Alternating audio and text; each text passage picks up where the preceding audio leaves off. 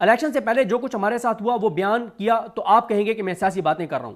आप यहां पीटीआई को नहीं, अवाम पाकिस्तान को रिलीफ देने के लिए बैठे हैं। लेकिन इस पॉइंट के ऊपर अमीनुद्दीन खान साहब ने कहा कि नहीं ऐसी कोई बात नहीं कि हम अवाम पाकिस्तान को रिलीफ देने के लिए बैठे हैं। वो इस नुक्ता नज़र से इनकारी नजर आए।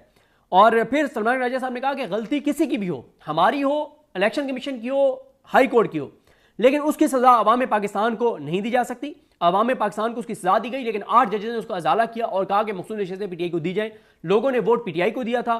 खैर वो एक धांधली करके भी पीटीआई की नशिस्तें जो हैं वो 180 से सिर्फ 80 कर दी गई और 80 के बस जो मखसूस नशिस्तें बनती थी वो सुप्रीम कोर्ट ने कहा कि ये तो पीटीआई को मिलनी चाहिए एटलीस्ट।